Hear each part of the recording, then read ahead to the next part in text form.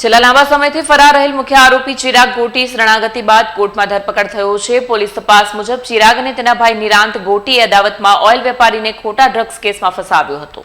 છેલ્લા લાંબા સમયથી ફરાર રહેલો મુખ્ય આરોપી ચિરાગ ગોટીને કોર્ટમાં શરણાગતિ બાદ પોલીસે ધરપકડ કરી છે। પોલીસ તપાસમાં ખુલ્યું છે કે ચિરાગ ગોટી અને તેના ભાઈ નિરાંત ગોટીએ ધંધાકીય અદાવતમાં ઓઇલ વેપારી અલ્પેશ મિયાણીને ખોટા ડ્રગ્સ કેસમાં ફસાવ્યો હતો। સિંગણપુર પોલીસે વરિયાવ બ્રિજ પરથી BYD કારમાંથી MD ડ્રગ્સ ઝડપી પાડ્યા હતા, પરંતુ બાદની તપાસમાં અલ્પેશ મિયાણી નિર્દોષ હોવાનું સામે આવ્યું છે।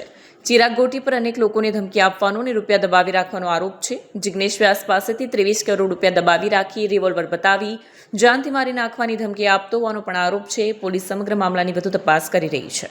મારું નામ કિશોર ઘનશ્યામભાઈ મિયાણી અને મારા ભાઈને ચિરાગ ગોટીએ NDPS કેસમાં ખોટી રીતે ફસાયો અને પછી જેલમાં હતો। પછી પોલીસ તપાસ કરતાં તપાસમાં એવું આવ્યું કે ચિરાગ ગોટીને પ્લાન કર્યું હતું। પછી એના ભાઈને જ્યારે એરેસ્ટ કર્યો 7 તારીખે, એટલે પ્રેસ નોટ આવી હતી પોલીસની। એટલે પ્રેસ નોટ મેં સોશિયલ મીડિયામાં મૂકી અને પ્રેસ નોટ જેવી સોશિયલ મીડિયામાં મૂકી તો ચિરાગ ગોટીએ ગાળું અનાપ શનાપ ગાળું દીધી અને માં જાનથી મારી નાખવાની ધમકી આપી। તારા પપ્પા બૈરા છોકરાને મમ્મીને બધાને કહી દેજે, રોવા માટે તૈયાર રહે, આખી જિંદગી હું જેલ કરીશ પણ તને મૂકીશ નહીં ને, એવી રીતની બધી ધમકી આપી।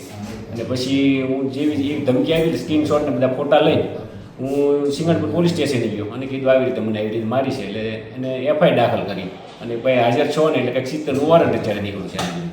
હું જિગ્નેશ વ્યાસ, હું ડાયમંડના ધંધા સાથે થોડા સમય પહેલાં સંકળાયેલો હતો।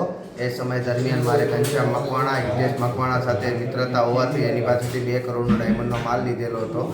એમાં કંઈક 70 લાખ રૂપિયા ચૂકવીને 1 કરોડ 14 લાખ ચૂકવવાના હતા। એ સમય દરમિયાન મેં એમને સિક્યુરિટી પેટે પ્લોટ આપેલા હતા। એ પ્લોટમાંથી ચિરાગ ગોટી એન્ટર થઈ અને કબજો કરી અને મારીને બીજા પ્લોટો લખાવી અને ઉપરથી બીજા 1 કરોડ 14 લાખ રૂપિયા લઈ અને મને અનચનપ ગાળો અને મારીને એની સાથે મળેલો યુવરાજ જાદવ કરીને એડવોકેટ છે, એ બી એની સાથે મળેલો જ હતો એ સમયમાં મારી પ્રોપર્ટી પડાવવા માટે। ટોટલ મારી સાથે 23 કરોડનું ફ્રોડ કરેલું છે આ લોકોએ ભેગા મળીને। જી, સિંગણપુર પોલીસ સ્ટેશનમાં એક 2025માં 205/2025 NDPS એક્ટ મુજબ ગુનો દાખલ થયેલ, જે ગુનો તારીખ 18/3/2025ના રોજ દાખલ થયેલ, જેમાં અલ્પેશ મિયાણી નામના ઈસમ પાસેથી પોતાની કારમાંથી 78 ગ્રામનું ડ્રગ્સ મળી આવેલ, જે સિંગણપુર પોલીસે ગુનાના કામે કબજે કરેલ। ત્યારબાદ તેની વધુ તપાસ કરતાં આ ક્વોન્ટિટી ક્યાંથી આવી અને કેવી રીતે આવી, તે અલ્પેશ ક્યાંથી લાવ્યો તે બાબતે તપાસ ચોક બજાર PIને સોંપાયેલી। ચોક બજાર PI 1 મહિનો તપાસ કર્યા બાદ અરજદાર સામેવાળા તરફથી રજૂઆત થતાં સદર તપાસ SOG શાખામાં સોંપાયેલી, જે તપાસ TB પંડ્યાનાઓએ કરેલી।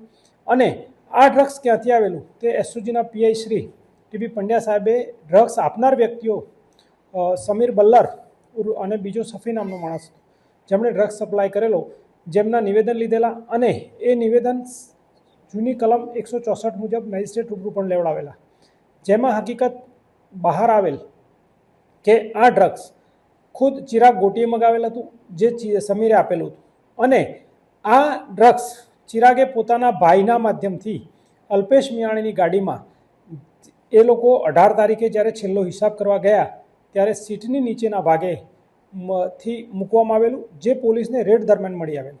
અને આ બાતમી હકીકત આજ મુખ્ય આરોપી ચિરાગ ગોટીએ સિંગણપુર PI શ્રી YP ગોહિલ સાહેબને આપેલી હતી અને YP ગોહિલ સાહેબની બાતમી આધારે વાહન ચેકિંગમાં રેડ થયેલ અને રેડ દરમિયાન તેણે બતાવેલ જગ્યાએથી NDPS મળી આવેલ, જેના ભાગરૂપે તેના નાના ભાઈની અગાઉ ધરપકડ કરવામાં આવી હતી અને તેના નાના ભાઈની જામીન અરજીની નીચલી કોર્ટમાં તેમજ હાઈકોર્ટમાં રિજેક્ટ થયેલી, જેથી તેઓ સુપ્રીમમાં ગયેલા અને સુપ્રીમમાં પણ તેની જામીન અરજી પર નામદાર સુપ્રીમ કોર્ટે હુકમ કરેલ કે ચિરાગને 15 દિવસમાં સરેન્ડર કરવું, જેના આધારે સદર આરોપી ગઈકાલે નામદાર કોર્ટમાં સરેન્ડર થયેલ છે અને અમે તેની માગણી કરી વિધિસરની ધરપકડ કરી અને આગળની કાયદેસરની કાર્યવાહી કરવા જઈ રહ્યા છીએ।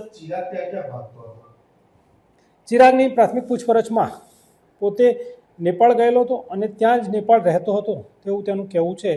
અને હકીકતમાં 2-3 જગ્યાએ અમે તપાસ કરી તો એ મળી આવેલ નહોતો, પરંતુ નેપાળમાં ક્યાં રહેતો હતો અને શું રહેતો હતો તે પુરાવા મેળવવાના બાકી છે।